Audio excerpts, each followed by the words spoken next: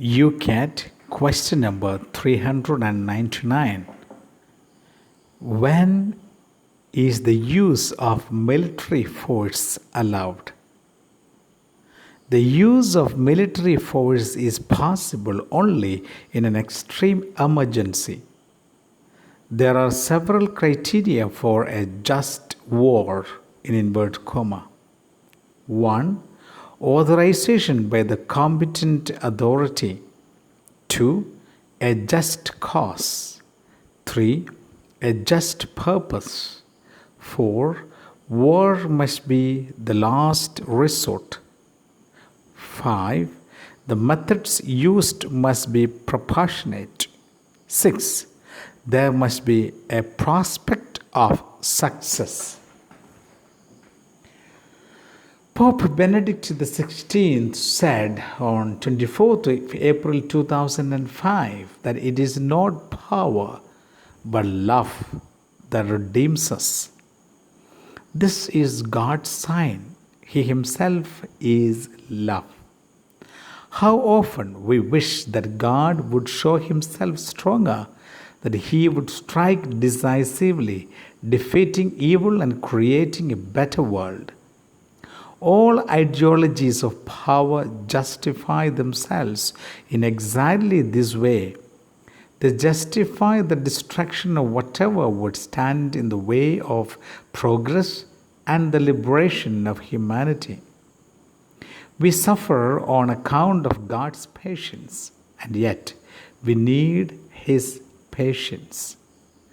God, who became a lamb, tells us that the world is saved by the crucified one, not by those who crucified Him.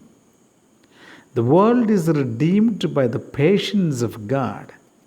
It is destroyed by the impatience of men.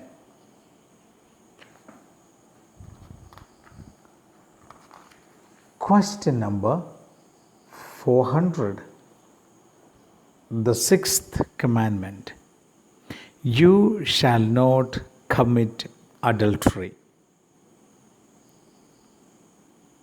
What does it mean to say that man is a sexual being?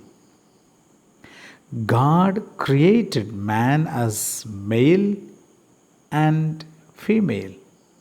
He created them for each other and for love. He created them with erotic desires and the ability to experience physical pleasure. He created them to transmit life. Being a man or being a woman is very deeply imprinted on the individual human person. It is a different way of feeling, a different way of loving, a different calling with respect to children, another way of believing.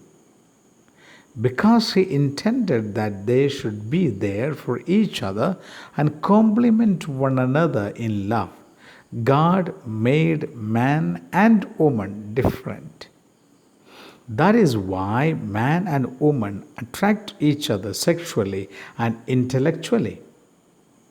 When a husband and wife express their love for each other in bodily union, their love finds its deepest sensual expression. Just as God is creative in His love, so too man can be creative in love and give life to children. Book of Genesis chapter 2 verse 18 and 24 would say, Then the Lord God said, It is not good that the man should be alone. I will make him a helper fit for him. Therefore, a man leaves his father and his mother and clings to his wife, and they become one flesh. Question number 401. Is there a priority of one sex over the other? No. God endowed men and women with identical dignity as persons. Both men and women are human beings created in God's image and children of God redeemed by Jesus Christ. It is just as unchristian as it is inhumane to discriminate unjustly against someone because he is male or female. Equal dignity and equal rights, nevertheless, do not mean uniformity. The sort of egalitarianism that ignores the specific character of a man or a woman contradicts God's plan of creation. Question number 402. What is love? To have a heart full of love means to be so pleased with something that one emerges from oneself and devotes oneself to it. A musician can devote himself to a masterpiece. A kindergarten teacher can be there wholeheartedly for her charges. In every friendship, there is love. The most beautiful form of love on earth, however, is the love between a woman and a man, in which two people give themselves to each other forever. All human love is an image of divine love, in which all love is at home. Love is the inmost being of the triune God. In God, there is continual exchange and perpetual self-giving. Through the overflowing of divine love, we participate in the eternal love of God. The more a person loves, the more he resembles God. Love should influence the whole life of a person, but it is realized with particular depth and symbolism when man and woman love one another in marriage and become one flesh.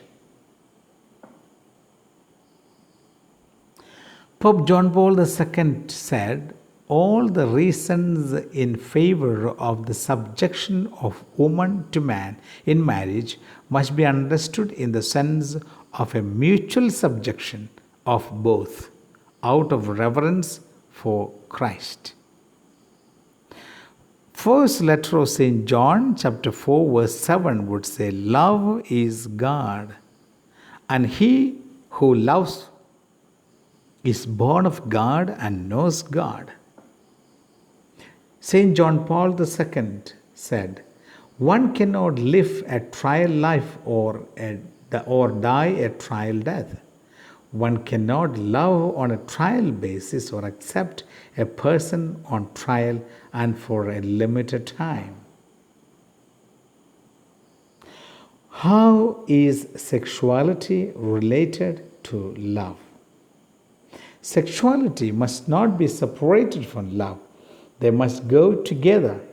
The sexual encounter requires the framework of a true, dependable love.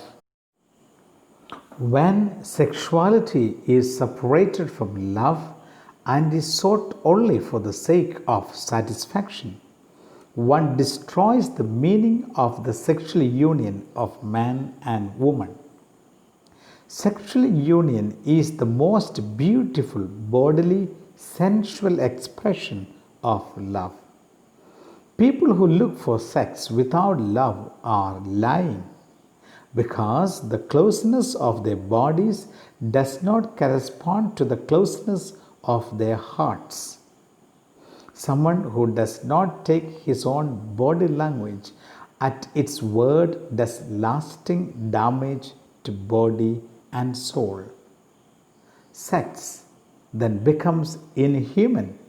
It is degraded to a means of obtaining pleasure and degenerates into commodity. Only committed, enduring love in marriage creates a space for sexuality that is experienced in a human way and brings lasting happiness.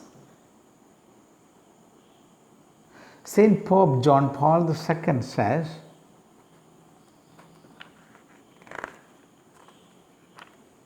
sexuality, by means of which man and woman give themselves to one another through the acts which are proper and exclusive to spouses, is by no means something purely biological, but concerns the innermost being of the human person as such. It is realized in a truly human way only if it is an integral part of the love by which a man and a woman commit themselves totally to one another until death. The total physical self-giving would be a lie if it were not the sign and fruit of a total personal self-giving. God bless you all.